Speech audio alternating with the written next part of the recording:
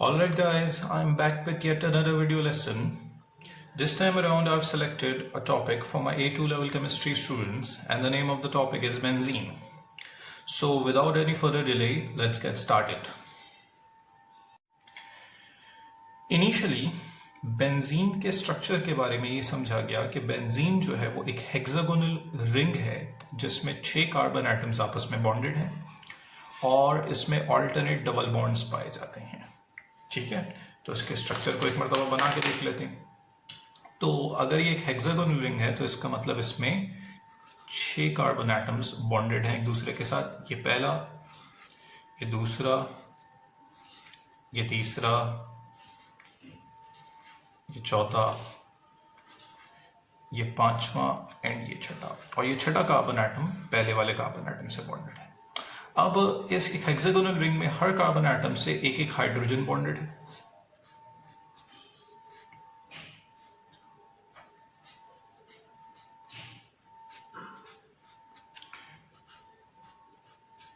और इसमें alternate double bonds and single bonds पाए जाते हैं। तो इसका मतलब 2 कार्बन एटम्स जैसे कि ये हैं फर्स्ट और सेकंड, इनके दरमियान डबल बॉन्ड है, फिर सिंगल बॉन्ड है, फिर डबल बॉन्ड है, फिर सिंगल बॉन्ड है, और फिर डबल बॉन्ड है, और फिर सिंगल बॉन्ड है। इस तरीके से इस बेसिक बेंजीन का जो फॉर्मूला बना वो बना C6H6। तो सबसे पहली बात जो आपको याद रखनी है वो ये कि बेंजीन एक हेक्सागोनल रिंग है made up of 6 carbon atoms bonded together. अच्छा बेटा, एक बात जो आपको यहां पर याद रखनी है कि ऐसे सारे हाइड्रोकार्बन्स जिनमें एक या एक से ज्यादा बेंजीन के रिंग्स मौजूद हों उन्हें हम एरीन्स कहते हैं, और बेंजीन के जितने भी डेरिवेटिव हैं या बेंजीन के जितने भी कंपाउंड्स हैं उन्हें हम अराइल कंपाउंड्स कहते हैं। और ऑब्वियसली कि सबसे सिंपलेस्ट जो एरीन है वो खुद बेंजीन होगा जिसका फॉर्मूला ऑलरेडी मैं आपको बता चुका हूं, C6H6 है।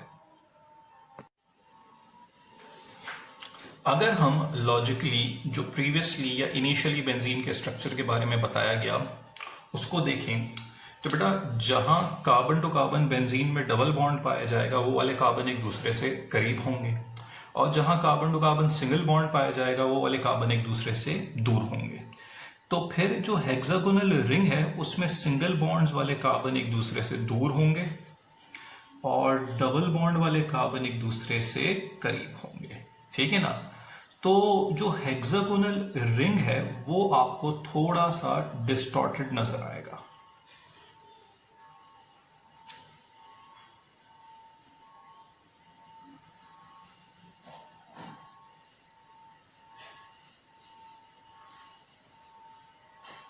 कुछ इस तरीके का। तो अगर आप नोटिस करें तो बेटा ये जो स्ट्रक्चर मैंने आपको बनाया है इसमें 6 कार्बन है, हर कार्बन से एक एक हाइड्रोजन बॉन्डेड है और एक एक हाइड्रोजन बॉन्डेड है। उसके अलावा यहाँ पर ऑल्टरनेट डबल बॉन्ड्स और सिंगल बॉन्ड्स भी हैं।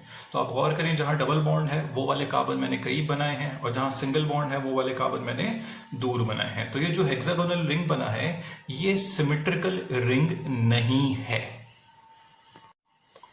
लेकिन जब मजीद रिसर्च हुई तो बेंजीन के स्ट्रक्चर के बारे में यह बात सामने आई कि बेंजीन का जो हेक्सागोनल रिंग है वो परफेक्टली सिमेट्रिकल होता है। मतलब उस रिंग में मौजूद हर कार्बन के एटम्स के दरमियान जो डिस्टेंस है वो इक्वल है, और दूसरी बात वो बेंजीन का रिंग प्लेनर होता है।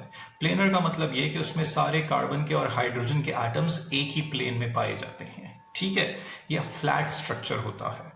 तो यहां पर इसका मतलब ये हुआ कि प्रीवियसली थॉट जो स्ट्रक्चर था बेंजीन का वो गलत था, और वो जो है यहाँ पर डबल बॉन्ड और सिंगल बॉन्ड की तरह नहीं होता। यहाँ पर हर कार्बन के दरमियान जो बॉन्ड लेंथ है वो क्या होती है बेटा? सेम होती है। तो वो बॉन्ड लेंथ कितनी होती है? तो बेटा वो bond length carbon to carbon single bond से थोड़ी कम होती है और carbon to carbon double bond से थोड़ी सी ज्यादा होती है। तो हम इसको ऐसे कह सकते हैं कि जो बेंजीन में कार्बन टू कार्बन बॉन्ड है वो सिंगल और डबल बॉन्ड के कहीं बीच है, या फिर हम इसे ऐसे कह सकते हैं कि बेंजीन के दरमियान कार्बन टू कार्बन जो बॉन्ड है वो 1.5 बॉन्ड है, जब भी तो उसकी बॉन्ड लेंथ सिंगल बॉन्ड से थोड़ी कम है और डबल बॉन्ड से थोड़ी ज्यादा है। तो यहां पर क्या बात लिखी हुई है? Bond length of all carbon to carbon bonds in benzene lie between values for carbon to carbon single bond and carbon to carbon double bond. तो जरा देखें बेटा, carbon to carbon single bond की बॉन्ड लेंथ कितनी होती है 0.154 nanometre. Carbon to carbon double bond की bond length कितनी होती है 0.134 नैनोमीटर। लेकिन बेंजीन में कार्बन टू कार्बन बॉन्ड जो है लेंथ उसकी वो होती है 0.139 नैनोमीटर। ठीक है ना। तो इसका मतलब यहां पर ये बात हमें समझनी पड़ेगी कि यहां पर कहीं पर भी हम ये नहीं कह सकते कि डबल बॉन्ड बेंजीन में दो कार्बन के दरमियान है, क्योंकि यहां पर वो बॉन्ड लेंथ जो है वो इस बात को रिप्रेजेंट नहीं कर रही। तो अब हम बेंजीन के स्ट्रक्चर को जनरली कैसे शो करते हैं बेटा, इस तरीके से एक बेंजीन का स्ट्रक्चर बनाया जाता है जिसके बीच में ये सर्कल बनाया जाता है। और सर्कल क्यों बनाया जाता है मैं आगे चल के आपको बताऊंगा। ये जो है वो बेंजीन का यहाँ पर स्केलेटल फॉर्मूला भी है, और यही जो है वो यूज किया जाता है जब अराइल कंपाउंड्स जो है वो शो किए जा रहे होते हैं। तो यही इसका डिस्प्लेड फॉर्मूला के तौर पर भी यूज किया जा सकता है इसको। अच्छा बेटा, बेंजीन के कैरेक्टर को या बेंजीन के स्ट्रक्चर को समझने के लिए हमें बेंजीन का मॉलिक्यूलर ऑर्बिटल स्ट्रक्चर जो है वो अच्छे तरीके से समझना पड़ेगा।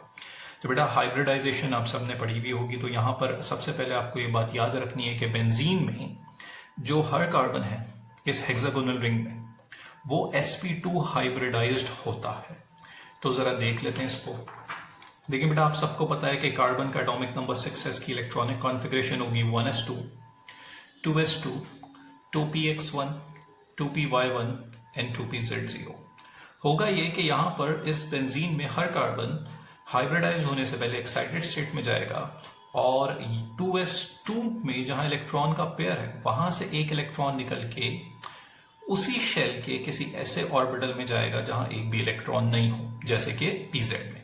pz में 0 इलेक्ट्रॉन थे, तो वहां पर एक इलेक्ट्रॉन आ जाएगा कहां से 2s से। ठीक है, तो फिर ये इसकी कौन सी स्टेट बन जाएगी बेटा, एक्साइटेड स्टेट। इस एक्साइटेड स्टेट में अब इसकी इलेक्ट्रॉनिक कॉन्फ़िगरेशन हो जाएगी 1s2, 2s1, 2px1, 2py1 and 2pz1। अब जरा आप गौर करें बेटा, यहां से इसका वैलेंस शेल जो है वो स्टार्ट हो रहा है, और इसमें क्योंकि कौन सी हाइब्रिडाइजेशन होनी है, sp2। तो इसका मतलब इसका एक s ये वाला और p2 मतलब 2p, एक ये और एक ये 2p और एक s हाइब्रिडाइज्ड होंगे। तो आप देख सकते हैं 1 2 3 कितने ऑर्बिटल हाइब्रिडाइज्ड हो रहे हैं, 3। तो जब 3 ऑर्बिटल हाइब्रिडाइज्ड हो रहे हैं तो वो हाइब्रिडाइज्ड होके 3 हाइब्रिड ऑर्बिटल्स बनाएंगे। तो इस कार्बन के 3 हाइब्रिड ऑर्बिटल्स बन गए। ठीक है, इन तीनों को क्या कहा जाएगा, sp2 हाइब्रिड ऑर्बिटल्स। तो ये 3 sp2 हाइब्रिड ऑर्बिटल्स बने हैं। क्लियर हो गई ये बात आपको। और देखो बेटा, जो हाइब्रिड ऑर्बिटल्स बने थे उनमें कितने कितने इलेक्ट्रॉन हैं, एक एक। तो इन 3 sp2 हाइब्रिड ऑर्बिटल्स में भी एक एक इलेक्ट्रॉन हुए हैं। अब आपको यह बात याद रखनी है कि इस कार्बन का एक ऑर्बिटल जो रह गया वो है अनहाइब्रिडाइज्ड pz ऑर्बिटल, ये बात याद रखना। तो इसका एक अनहाइब्रिडाइज्ड pz ऑर्बिटल बाकी है, ठीक है ना, जो मैंने यहां पर शो नहीं किया है। यही फिनोमेना इस बेंजीन रिंग के हर कार्बन के साथ होगा। तो ये तो पहला कार्बन था जिसके 3 sp2 हाइब्रिड ऑर्बिटल बन गए। ये रहा दूसरा कार्बन जिसके भी 3 sp2 हाइब्रिड ऑर्बिटल बने, ये पहला, ये दूसरा और ये तीसरा। ठीक है, इसमें भी एक एक इलेक्ट्रॉन होगा। इसी तरीके से हर कार्बन के साथ 3 sp2 हाइब्रिड ऑर्बिटल्स बनते जा रहे हैं और सब में जो है वो एक एक इलेक्ट्रॉन पाया जाएगा। ठीक है, अब होगा यहां पर ये कि ये जो 3 sp2 हाइब्रिड ऑर्बिटल्स बन रहे हैं ये बॉन्ड बनाने की कोशिश करेंगे।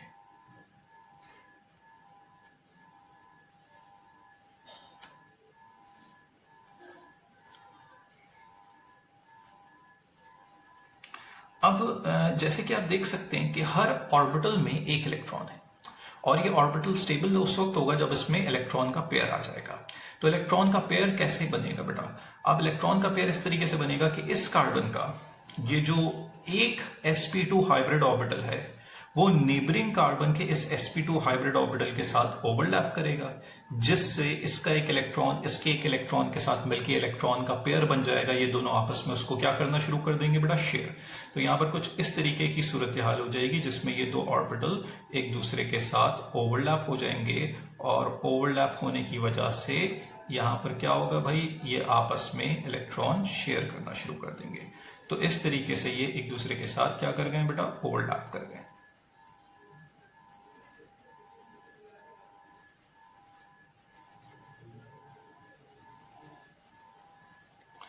अब इसी तरीके से इस कार्बन का दूसरा sp2 हाइब्रिड ऑर्बिटल का क्या होगा?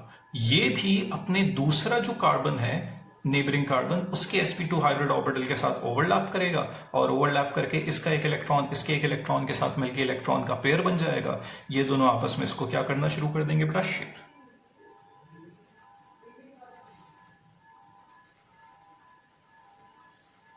इस तरीके से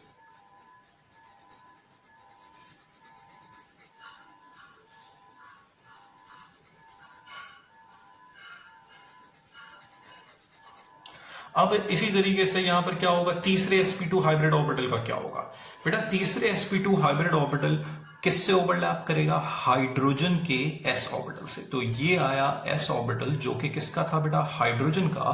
ठीक है, ये कार्बन के कौन से ऑर्बिटल के साथ? sp2 ऑर्बिटल के साथ ओवरलैप कर गया और हाइड्रोजन के पास एक इलेक्ट्रॉन होता है, तो ये अपना एक इलेक्ट्रॉन इस कार्बन के sp2 हाइब्रिड ऑर्बिटल के साथ ओवरलैप करके शेयर करना शुरू कर देगा। इसी तरीके से ये सारा फिनोमेना हर कार्बन के साथ रिपीट होगा। तो इस वाले कार्बन को देखो, इसका एक sp2 हाइब्रिड ऑर्बिटल इस वाले कार्बन के साथ ओवरलैप कर गया, दूसरे का क्या होगा? ये वाला इसके साथ ओवरलैप करेगा।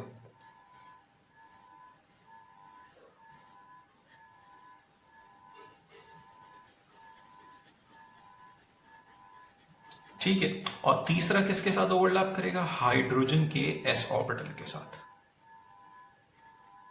यहां पर भी यही होगा, ये वाला sp2 हाइब्रिड ऑर्बिटल इस वाले sp2 हाइब्रिड ऑर्बिटल के साथ ओवरलैप करेगा।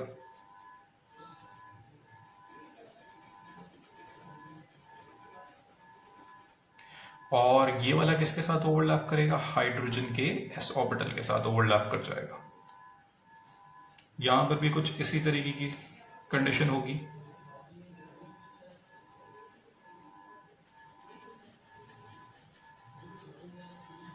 और ये वाला हाइड्रोजन के s ऑर्बिटल के साथ।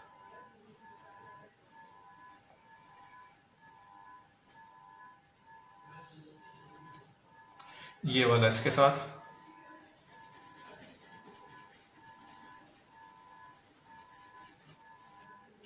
और ये हाइड्रोजन के s ऑर्बिटल के साथ ओवरलैप कर गया। इस तरीके से हर कार्बन के जो 3 हाइब्रिड ऑर्बिटल्स थे वो आपस में ओवरलैप कर गए, और ओवरलैप करने से यहां पर ये सारे के सारे जो है वो क्या बन गए हैं बेटा? सिग्मा बॉन्ड्स बन गए हैं। तो जरा इसको जो है वो यहां पर साथ साथ जो है वो पढ़ भी लेते हैं ताकि आपको ये कॉन्सेप्ट जो है वो क्या हो जाए बेटा? क्लियर हो जाए।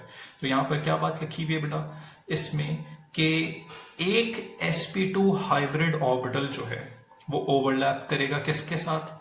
एक और sp2 हाइब्रिड ऑर्बिटल के, लेकिन कौन से कार्बन के साथ? नेबरिंग कार्बन एटम के साथ। ये वाला sp2 इस नेबरिंग कार्बन के sp2 हाइब्रिड ऑर्बिटल के साथ ओवरलैप कर गया।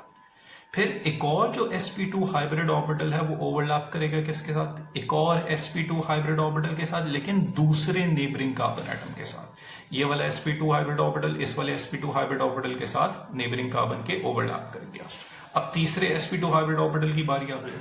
जो एक बाकी बच गया sp2 हाइब्रिड ऑर्बिटल है वो ओवरलैप करेगा किसके साथ? s ऑर्बिटल ऑफ हाइड्रोजन के साथ। तो ये जो एक sp2 हाइब्रिड ऑर्बिटल है ये हाइड्रोजन के s ऑर्बिटल के साथ क्या कर गया बेटा? ओवरलैप कर गया, और ये सब के सब क्या बन गए हैं? सिग्मा बॉन्ड्स बन गए हैं। ठीक है, अच्छा, अब एक जो इंपॉर्टेंट बात आपको याद रखनी है वो ये कि इस बेंजीन रिंग में हर कार्बन में एक अनहाइब्रिडाइज्ड ऑर्बिटल रह गया था, p ऑर्बिटल।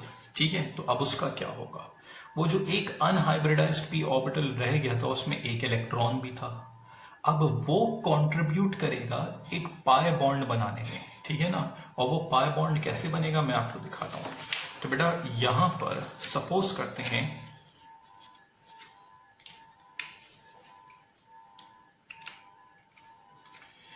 ये रहा आपका वो हेक्सागोनल रिंग बेंजीन का।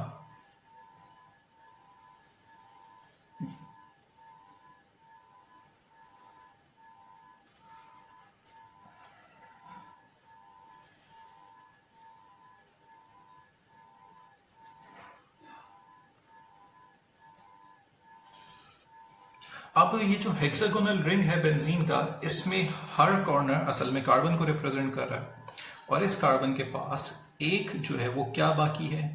Unhybridised pz orbital. ठीक है, सो ये रहा वो p ऑर्बिटल जो हर कार्बन के पास बाकी। ये पहला, दूसरा, तीसरे कार्बन का, चौथे कार्बन का, पांचवें कार्बन का और छठे कार्बन का। ठीक है, अब यहां पर बेटा एक बात जो आपको याद रखनी है कि हर p ऑर्बिटल में एक एक इलेक्ट्रॉन भी बाकी था, और यहां पर आपको याद रखना है कि p ऑर्बिटल एक डंबल शेप का होता है, इसमें दो लोब होते हैं, पहला और दूसरा। तो मैं यहां पर इसको डिफ्रेंशिएट करने के लिए एक लोब को शेड कर रहा हूं और एक को अनशेडेड छोड़ रहा हूं।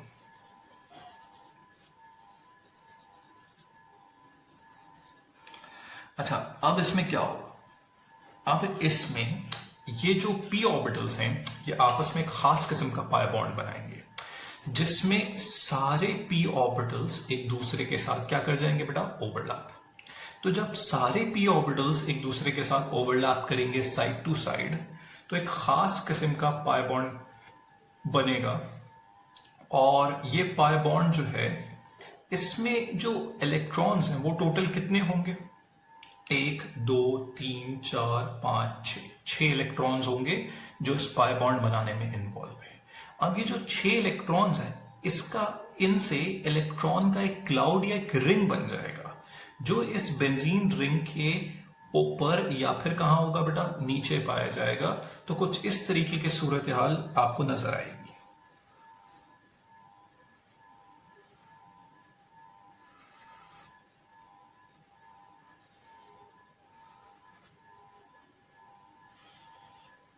तो आपको इन 6 इलेक्ट्रॉन्स का एक रिंग, इलेक्ट्रॉन रिंग या electron cloud above and below the plane of benzene ring यहां पर नजर आएगा, इस तरीके का। ये एक जो कि above the plane of benzene ring है, और एक ये जो कि below the plane of benzene ring है। ये अबव द प्लेन ऑब्वियसली बेटा जो ऊपर वाले लोब हैं उनकी वजह से, और बिलो द प्लेन इसलिए है जो नीचे वाले लोब हैं उनके मिलने की वजह से बना। तो यहां पर ये पाई इलेक्ट्रॉन का क्लाउड कहलाता है डीलोकलाइज्ड। और ये डीलोकलाइज्ड क्यों कहलाता है? क्योंकि यहां पर जो इलेक्ट्रॉन, पाई इलेक्ट्रॉन्स हैं, वो किसी दो कार्बन के दरमियान लोकलाइज्ड नहीं है। वो 6 pi electrons through out the 6 carbon atoms continuously क्या कर रहे हैं बेटा? मूव कर रहे हैं, इसीलिए उन्हें डीलोकलाइज्ड पाई इलेक्ट्रॉन्स कहा जाता है। और यहां पर यही चीज बेंजीन रिंग को एक्स्ट्रा स्टेबल भी बनाती है। तो ये बात हम इसको यहां पर जो पॉइंट्स लिखे हुए उनसे पढ़ भी लेते हैं बेटा। तो यहां पर जो आपके पास ये पॉइंट लिखा है, पॉइंट नंबर 2, उसमें क्या लिखा है बेटा? This pi bond is not localised between pair of carbon atoms. जैसे कि एल्कीन में होता है, एल्कीन में तो 2 कार्बन के दरमियान वो पाई बॉन्ड बना हुआ होता है और वहीं पर फिक्स्ड होता है। लेकिन बेंजीन रिंग में ये पाई बॉन्ड 2 कार्बन के दरमियान नहीं, 6 के 6 कार्बन एटम्स के दरमियान यहां पर मूव कर रहा है, इसीलिए इसे डीलोकलाइज्ड कहते हैं। This pi bond spread over all 6 carbon atoms in benzene ring, and this pi bond is formed due to overlap of p atomic orbital of each carbon। Her carbon का जो p atomic orbital था उसके overlap करने से पड़ा। The 6 electrons in this pi bond are said to be delocalized। जैसे कि मैंने बताया 2 कार्बन एटम्स के दरमियान परमानेंटली एग्जिस्ट कर ही नहीं रहे, इसीलिए ऐसे 6 पाई इलेक्ट्रॉन्स को क्या कहा जाएगा बेटा? डीलोकलाइज्ड कहा जाएगा। अच्छा, इसके अलावा और कौन सी बात है जो इसमें आपको याद रखने वाली है? वो ये, the lobes of p orbital overlap. जैसे कि मैंने अभी आपको बताया p ऑर्बिटल के लोब ओवरलैप करते हैं टू फॉर्म अ रिंग या फिर क्या? क्लाउड ऑफ डीलोकलाइज्ड इलेक्ट्रॉन्स, या तो फिर अबव और below the plane of carbon in benzene ring. ठीक है ना? बेंजीन रिंग के ऊपर या फिर नीचे वो पाई इलेक्ट्रॉन्स का क्या बन जाएगा बेटा? क्लाउड बन जाएगा।